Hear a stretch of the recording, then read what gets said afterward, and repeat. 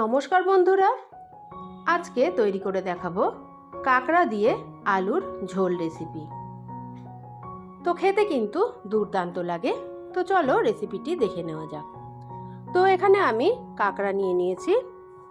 কাঁকড়াগুলোকে আমি কেটে ধুয়ে পরিষ্কার করে নিয়েছি। এই বড় বড় দাঁড়গুলোকে আমি কিন্তু একটু একটু করে ভেঙে দিয়েছি। এখানে আমি নিয়ে নিয়েছি 3টে পেঁয়াজ আর 2টো টমেটো। এখন আমি টমেটোগুলোকে কেটে নেব।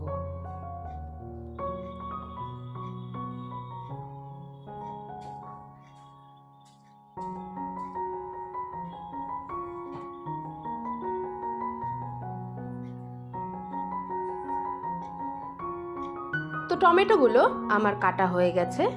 এখন একটা মিক্সি জারে আমি কাটা টমেটোগুলো নিয়ে নেব।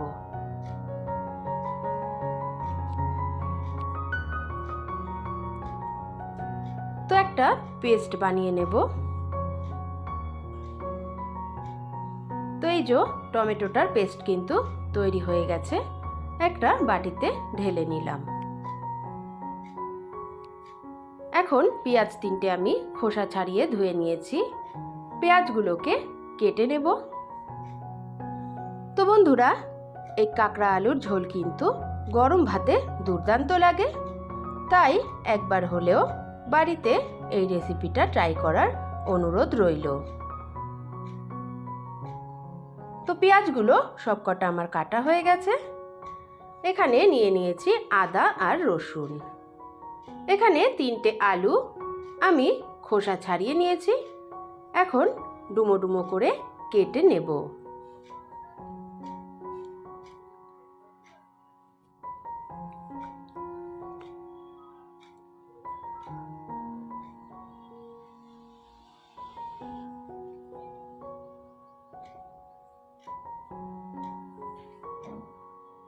তো আলুগুলো কাটা হয়ে গেছে।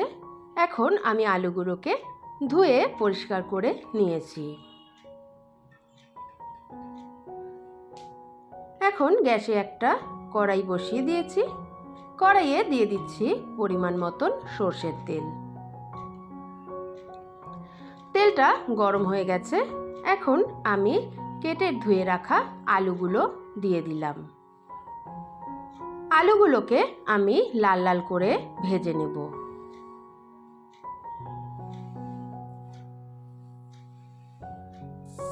তো একটা ঢাকনা চাপা দিয়ে দিলাম যাতে আলুগুলো একটু সেদ্ধ হয়ে যায়। তো দেখুন আলুগুলো আমার ভালোভাবে ভাজা হয়ে গেছে। তো এখন আমি আলুগুলোকে একটা পাত্রে তুলে নেব।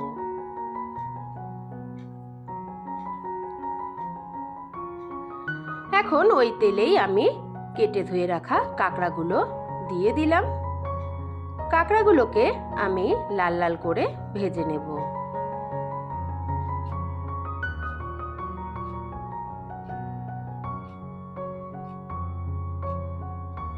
তো বন্ধুরা, কাঁকড়াগুলো কিন্তু লাল লাল করে ভাজা হয়ে গেছে। এখন আমি কাঁকড়াগুলো একটা প্লেটে তুলে নেব। এখন ওই তেলেই আরেকটু তেল দিয়ে আমি একটা শুকনো লঙ্কা ভেঙে দিয়ে দিলাম। এখন দিয়ে দিচ্ছি সাদা জিরে। এখন জিরে আর শুকনো লঙ্কাটাকে একটু ভেজে নেব।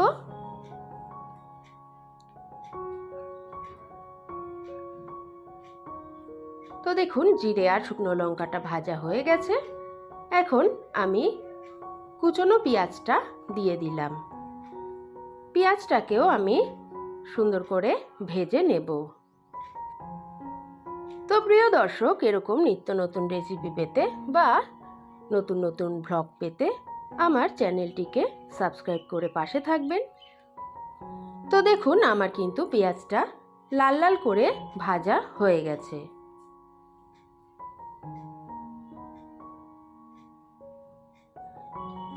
এখন আমি টমেটো বাটাটা অ্যাড করে দেব।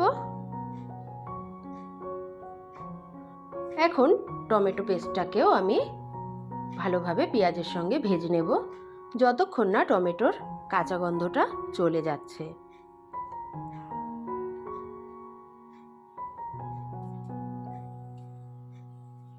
তো দেখুন আমার টমেটোটাও ভাজা হয়ে গেছে।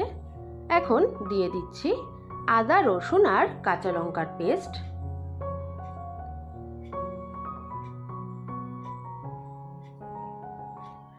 দিয়ে দিচ্ছি জিরের গুঁড়ো। এখন আমি এর মধ্যে দিয়ে দেব ধনের গুঁড়ো।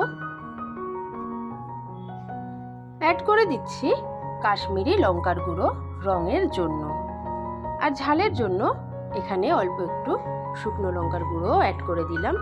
ঝালটা আপনারা যে যার স্বাদ অনুযায়ী দেবেন।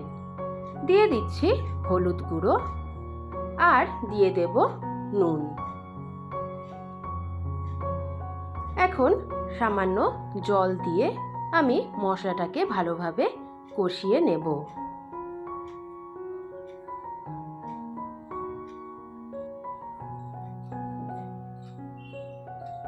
তো যতক্ষণ না মশলা থেকে তেল ছেড়ে দিচ্ছে ততক্ষণ আমি 2-3 বার জল দিয়ে ভালোভাবে মশলাটাকে কষিয়ে নেব।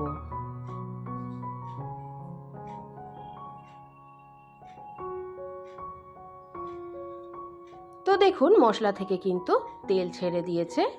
এখন আমি ভেজে রাখা কাঁকড়াগুলো দিয়ে দেব।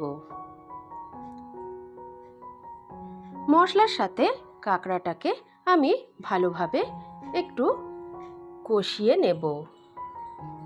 তো এতক্ষণ পর্যন্ত যারা আমার সাথে রয়েছে তাদেরকে আমি বলবো চ্যানেলটিকে সাবস্ক্রাইব করে পাশে থেকো, আর পাশে থাকা বেল আইকনটি প্রেস করে রাখো যাতে আমি কোনো ভিডিও আপলোড দিলেই সর্বপ্রথম সেই নোটিফিকেশনটা তোমাদের কাছে পৌঁছে যায়।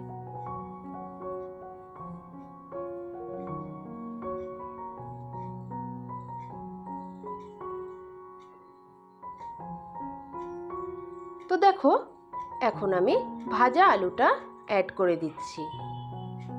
ভাজা আলুটা কিছুক্ষণ নেড়ে চেড়ে নেব মশলার সাথে।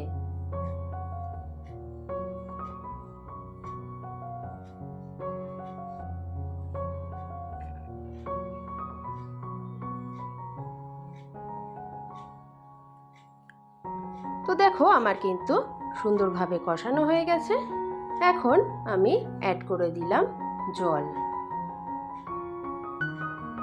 পরিমাণ মতন জল দিয়ে একটু নেড়ে চেড়ে দিয়ে আমি ঢাকনা আটকে রান্না করে নেব 10 মিনিট।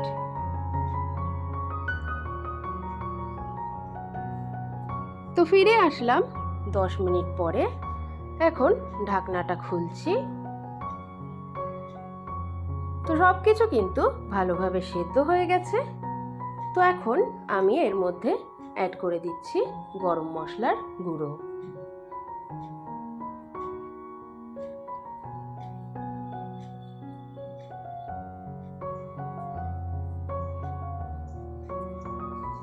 তো এখন একটু নেড়ে চেড়ে দিলাম, দিয়ে আমি ঢাকনাটা আটকে দেব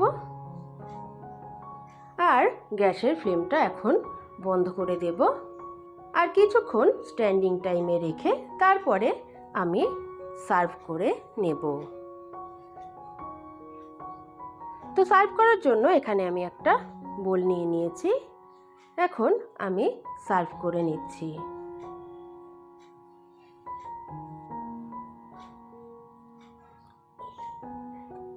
তো আমার রেসিপিটা যদি ভালো লেগে থাকে অবশ্যই একটা লাইক কমেন্ট করে পাশে থেকে যাবেন। সবাই ভালো থাকবেন, সুস্থ থাকবেন। দেখা হবে নতুন কোনো রেসিপি নিয়ে।